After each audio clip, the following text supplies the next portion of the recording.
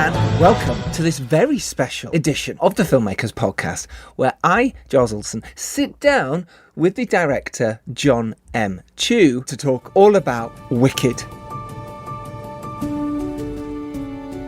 The brand new feature film based on the stage play, which is out in cinemas now. I love this movie. I loved this movie. Myself and Dom Noir were lucky enough to go to the premiere of this incredible film, and I have never been in a premiere where the atmosphere was just electric. People were cheering way before the film had started. It was just fantastic. If you like fun-filled, uplifting films with a musical touch, then you will love this. If you like musicals, you will adore this. If you love Wicked, have you not seen it already? Wicked is the stage play, stage musical, should I say. It's incredible. Wicked, the film, is an American epic musical, fantasy comedy drama, shall we say. And it is directed by Jon M Chu, from the screenplay by Winnie Holtzman and Dana Fox. And it's a two-part adaptation based on the stage musical of the same name by Stephen Schwartz, who is ridiculously talented and famous, known for hits like Godspell, Pippin, just to name a few, the composer and lyricist. And Wicked, in turn, was based loosely on the 1995 novel of the same name by Gregory Maguire. The film stars Cynthia Erivo and Ariana Grande, as well as Jonathan Bailey, Ethan Slater, Bowen Yang, Marissa Bode, Peter Dinklage, Michelle Yeoh, and Jeff Goldblum. Now, Jon M Chu, if you don't know who he is, madness. You should. If not, go watch some of his amazing films. You will know him from Crazy Rich Asians, which blew him up to superstardom. But before that, he'd done Step Up 2, The Streets, Step Up 3D. He directed, should I say, G.I. Joe, Retaliation, Gem and the Holograms of a musical, Now You See Me Too, then Crazy Rich Asians. After that, he did In the Heights, which I loved. Such a great film based on the musical as well. And now Wicked. And Wicked Part 2 will be out in November 2025. Yeah, I had a lovely chat with Jon. It was filmed as well. So it was about a 15-minute chat, was filmed. It's on our YouTube channel, Filmmakers Podcast on YouTube. Go find it. We also have this week's earlier episode with the June cast: Emily Watson, Olivia Williams, Chris Mason, Sophia Busnina, Jodie May, and Travis Fimmel. That's filmed as well. That is on our YouTube as well. There's loads on there. If you fancy watching us bumble through interviews live, which is filmed, then go watch them. So you can listen to the podcast at the same time, basically, as you watch it. But if you just want to listen to it, then click the link after this one. Anyway, this week's special, and it is a special because it's Friday, putting it out, is with Jon M Chu, pretty much talking all about Wicked, his strategy to getting the film as a director, what he wanted to do with the film when he got it, and how that affected him. The film was produced by Mark Platt. We talk about Mark at the beginning and why Mark was looking for a very specific director to direct Wicked, and that is Jon M Chu. But it wasn't an easy ride, and it took time. So I am going to play the trailer of Wicked, but let me first of all tell you what it's about in case you don't know. It's set in the land of Oz, largely before Dorothy, if you remember her. Of course you do, as a rival from Kansas. And the plot covers the events of the musical in the West End's first act, which is following the green-skinned Elphaba and her studies at Shiz University, and the beginnings of her path to ultimately becoming the Wicked Witch of the West. And alongside her unlikely friendship with a classmate who later becomes Glinda, the Good Witch of the North. These two lead performances are unbelievable. It's incredible. It's a joy. The singing is off the charts. You can't help but be uplifted by this movie.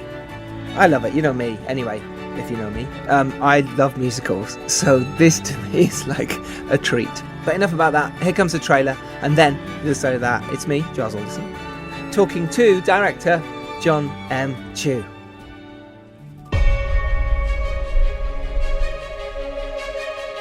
Welcome, new students, to Shiz University, where you can expect the unexpected. You're green. I am. Miss Elphaba, you can room with Miss Galinda. Oh, I saved you some space, by the way. Do you really think this is fair? I do not. I was promised a private suite. But thanks for asking. You may have noticed that I am one of the last animal professors here at Shiz. But there was a time when life in Oz was different. Someone needs to tell the wizard that the animals are in trouble. That's why we have a wizard. Because no one... What? Because no one should be laughed at. Or scorned. Or told to keep quiet.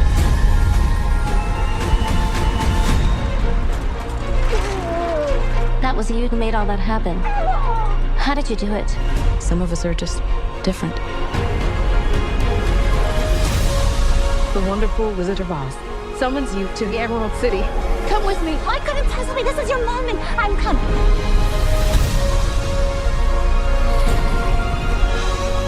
You can do this. You can do anything. I am Oz, the great and powerful. Something bad is happening in Oz.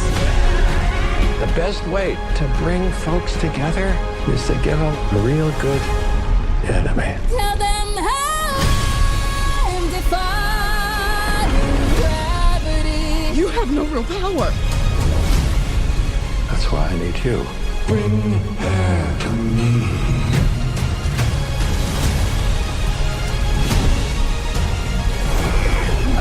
This is so much bigger than us. I'm not afraid. It's the wizard who should be afraid of me.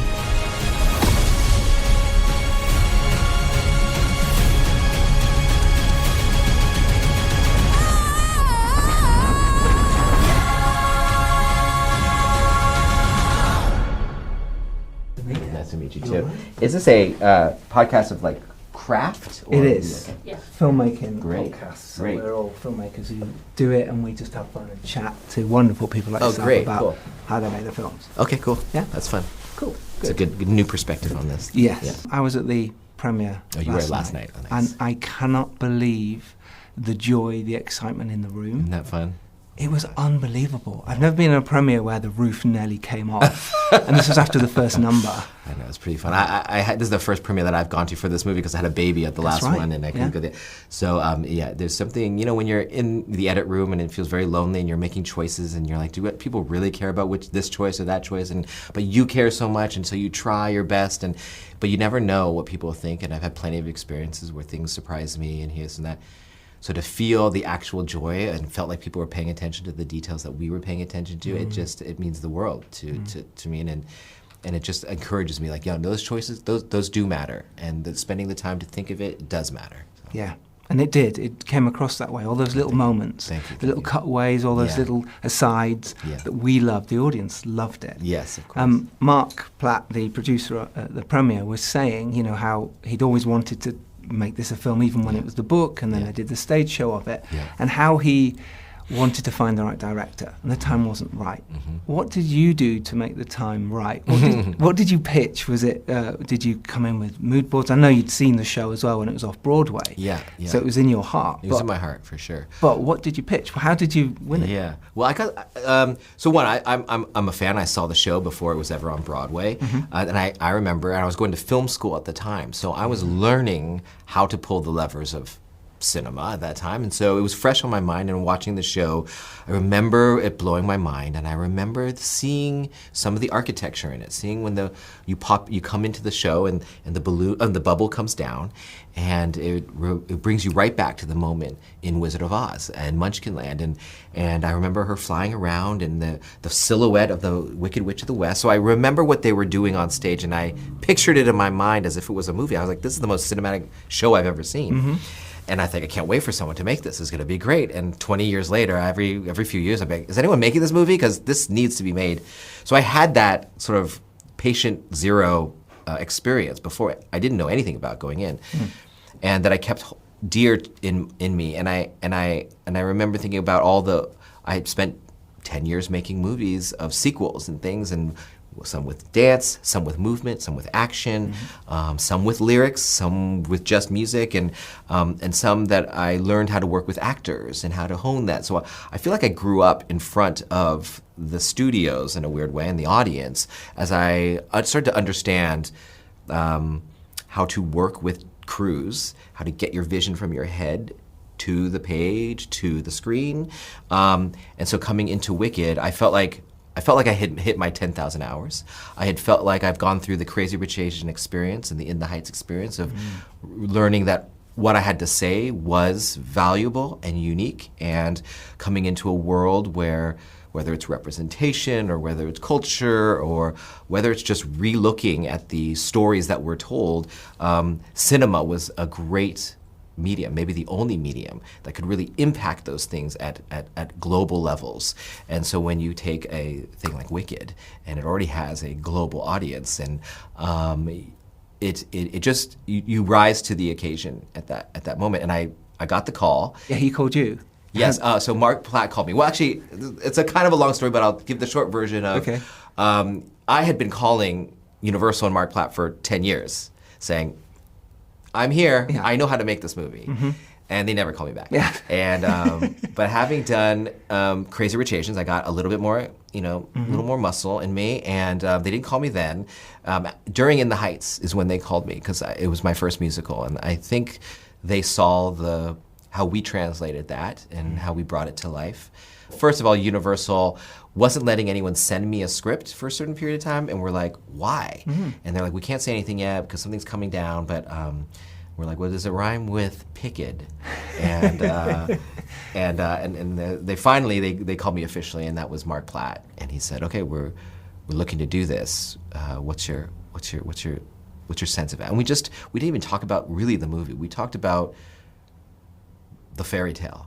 We talked about and this was during COVID and the lockdown, that what was happening at this moment was the storyteller had been revealed, that it wasn't this all-powerful thing, that maybe we're just human, and maybe that yellow brick road that we're told to walk on isn't made for everybody, and maybe there's another path. And how do you, when the truth gets revealed, who are we going to be now? Who do you become? And this story sort of reflects that in a fairy tale way and kicks the tires on that. So I love the re-exploration of the American fairy tale, and using even movies, American movies, of like driving in the 80s into a high school, and in a John Hughes movie was like riding into Shiz, and 2001 of the turning wheel in the library, or E.T. as she takes off into the sky. So it's re-examining these stories that we've been told in a new way with a character that defies some of those things that we've set. So that sort of was the starting point of, we can do this. This is actually urgently needs to be made now. There's no choice but to make this right now.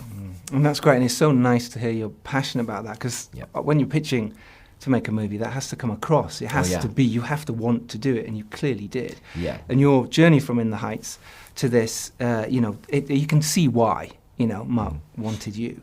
Let's talk about the directing side of it. Let's talk about you now. You've done the pitch, you've got the job. Yeah. Which is also daunting as well as wonderful. Yeah. How did you then go, okay, what's my plan for this? How am I going to make it bigger than the stage show, or however you thought like that? To really hone what is quite an incredible film. Yeah, it wasn't all at once. It was stages of, I did a period of, well, one, I reread the text of The Wizard of Oz to understand L. Frank Baum. I mean, Elphaba is named after L. Frank Baum, Elphaba.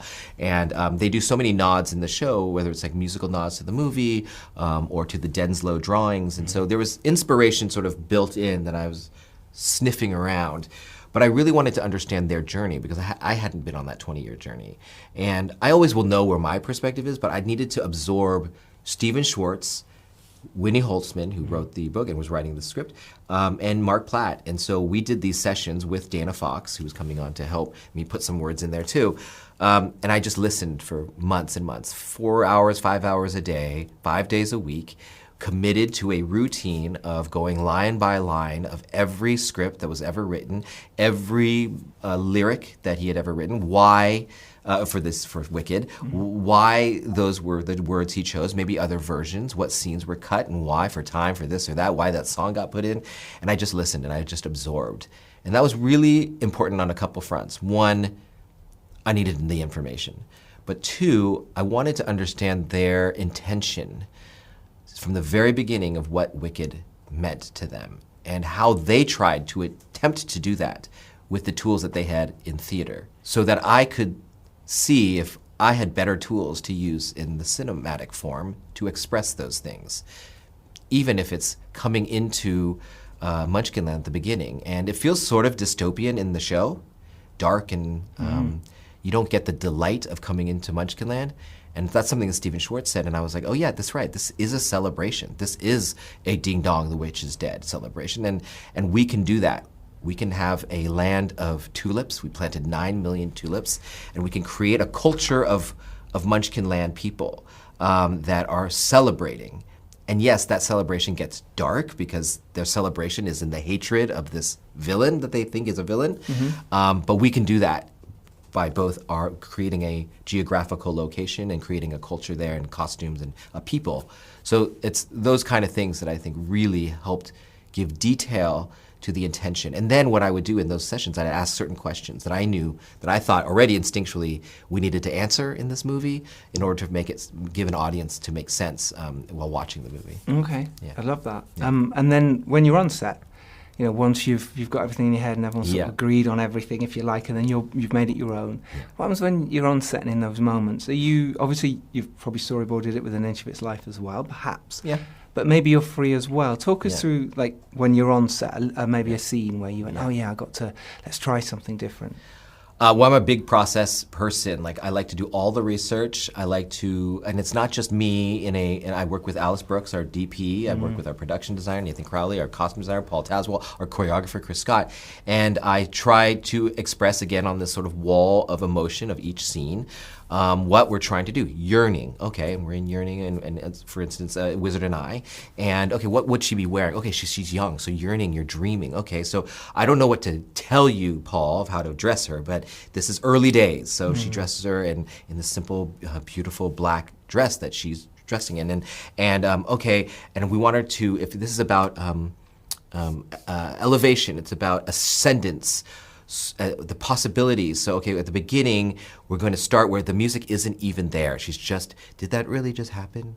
Did I actually? And during that the orchestrations, we'd pull back on the intro of it and just let's record it live and let her ease us into it. Okay, so then where are we going to do this? Well, in Shiz, we're saying that there's this bottom area that's almost lower than the ground. It's actually lower than the ground. It's right to the tip of the water, but she's never going to touch the water because we avoid all those things. And in there, she needs a connection to nature. Okay, so if there's a connection to nature, what can we have? We can have frogs because they're green and they don't fly, but they jump. Okay, so that's like the beginning of our hints of what she can do. And then she goes in there and there's a cricket. She goes to the next area and there's a cricket that comes to her. So as all the Aussians run away from her, the nature comes towards her. So she has this connection. So we're establishing stuff of her character that we don't have in dialogue. And okay, and the cricket takes off because it has wings. It can actually like go further in flight. Okay, and then when she goes on, the bees come towards her. And as she goes on, the light reflects against her and she comes out and the butterflies are coming out of the field. So now we've got to build a field. Okay, and we've got to have VFX do these butterflies, and we're going to have a cliff. VFX, what can you do? We can build a giant cliff, but you build as much as you can physically. So we're all sort of forming this, so she can run until she finally gets, and we show a little bit of leap, so that in defying gravity, that it doesn't come out of nowhere, because that always bugged me, that like you can't just come up with a power. Yeah. So we establish that she has this relationship with gravity, that, and she has this possibility of leaping. And she gets to the edge, and you think she could maybe leap up, but she's not ready yet. And there's a rainbow, and the blue birds fly over the rainbow. So to me, that kind of set piece came organically about working with my crew, but story first, about what do we need to communicate about this girl's yearning of going somewhere that she's not ready to go yet. So by the time Defying Gravity comes around, when she gets to that edge, she's ready to jump. And even in that scene, when she jumps, is she able to jump, or is she not ready yet? Yeah, and it was such a great moment. Yeah. And I love that you put that in at the beginning. It's one of those, isn't it, the callback as well, Yes, yes. which we all need as filmmakers. Yes. And finally then working with crew, when you're on set. Yes. Everything's set up. You've worked, your costume's ready, yes, everything's ready. What about those moments when, you're with your DP and you're with your best boy in Sparks?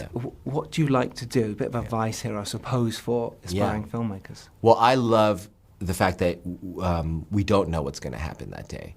To me, we have to plan a lot for a movie like this, but we plan as much, but we're never precious of it. We can get to that day, and everybody knows. Choreography knows, actors know. I could turn this whole set around if it feels like something is happening that we didn't plan. To me, it is those moments that are what make cinema great. Because if you can think about it in your bedroom and write it down in a keyboard while you're at the library, or be in a meeting and come up with it, it's not good enough. It's like the magic of shooting is you have to shoot it. Or you might as well animate it and be done with it. Like, it has to be something that you could have never thought of, or on paper feels ridiculous.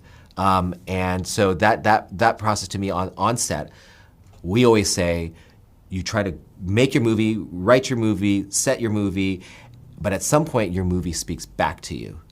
And you better be listening, because if you can listen to it and you lean into it, that's where the special stuff, that's always when I'm making a movie, that's what everybody talks about after. Oh, that moment when Elphaba winks at her when she's putting on. If that was in a script, you would laugh at it. She winks at her. In fact, an actor couldn't even act that. But it happened because she was in the moment, and she was looking at Glinda, and I could tell she wanted Glinda to know she was going to be okay.